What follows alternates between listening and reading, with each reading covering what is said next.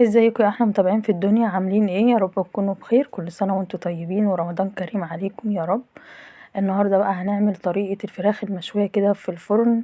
هعملها لكم بطريقه تحفه. انا عملتها كذا مره على القناه، بس هعملها لكم تاني عشان ايه لو انتم حابين بقى تعرفوا الطريقه تاني. عايزه اقول لكم التتبيله بتاعتها تحفه تحفه، مش هتبطلوا تعملوها بجد، وهتشرفكم في العزومات كده وعلى سفره رمضان ان شاء الله. هتعجبكم جدا، هتعتمديها على طول وهتعمليها كل مره. فان شاء الله باذن الله. اول حاجه بصوا، انا المقطع اللي هو بتاع التوابل وكده، ما كانتش بتصور يعني ساعتها، التليفون ما كانش بيصور.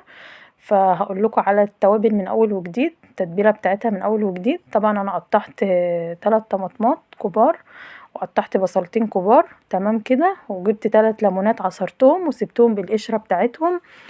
بعد كده حطيت فلفل اسود، وحطيت كزبره ناشفه مطحونه، وحطيت توابل الفراخ بتجيبها من عند اي عطار، وحطيت شوية قرنفل مطحونين بتخلي طعمها حلو جدا وبتشيل اي ريحة زفارة. لو عندك برضو زنجبيل برضو مطحون حطيه حلو جدا. وحطيت دبس رمان، وحطيت ورق لوري وحبهان مطحونين. انا بحب اطحنهم كده بيخلوا ريحة الفراخ تحفة بجد. جربوهم ان شاء الله هتعجبكم. وبس قلبت كل، وعندي برضو حطيت بابريكا، وحطيت زي ما قلتلكوا تاني برضو دبس رمان. بس كده، وشوية خل، حوالي معلقتين خل. بتقلبي بقى، بتدعكي التوابل كده زي ما دعكتها في اول الفيديو، تدعكيها بقى كلها كده على بعضها زي ما انتوا شايفين كده. بصوا انا بحط الليمون بعصره، وبحط قشره، بيخلي طعم الفراخ تحفة تحفة، وما بتلاقيش اي ريحة زفارة خالص. وجربيها ان شاء الله باذن الله هتعجبكم جدا. بس كده زي ما انتوا شايفين بقى. هبتدي بقى اخد بقى كل الخلطة بقى اللي انا عملتها ديت، حطيتها كده فرشتها في الصينية. هفرشها الاول في الصينية، وبعدين هروح نازلة بالفراخ بتاعتي. بصوا الفراخ مغسولة وزي الفل طبعا.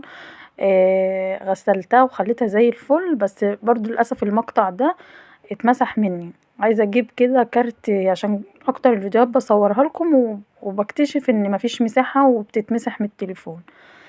طبعا انا غسلت الفراخ. بتغسليها بقى بمحلول النقع، بتحطيها في محلول النقع وتغسليها كويس جدا بشوية دقيق بقى كده وملح، وتدعكيها كويس جدا كده وتبقى زي الفل زي ما انتوا شايفينها كده. وتعصري عليها ليمونتين، وبعدين بقى بتعملي التتبيله الحلوه اللي انا عاملاها دي.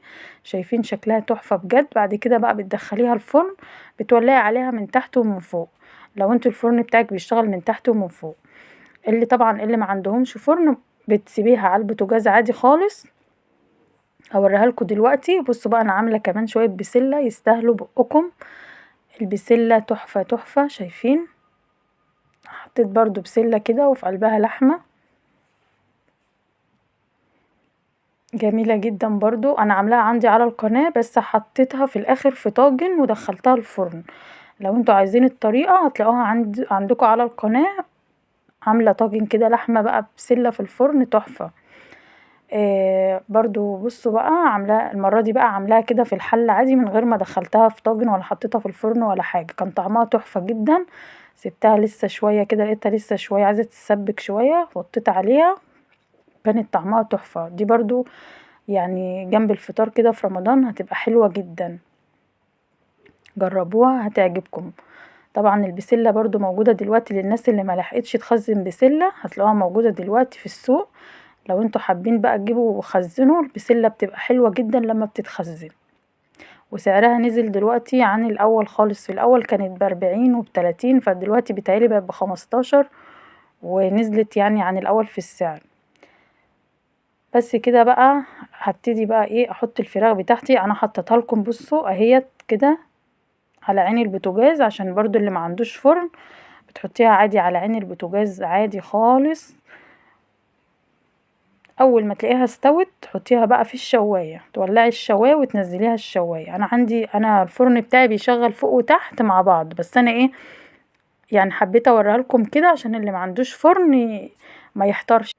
كده كانت خلاص استوت معايا. فبصوا بقى، بجيب الصوص كده اللي هو نازل منها. عايزه اقول لكم الصوص ده بيبقى تحفه.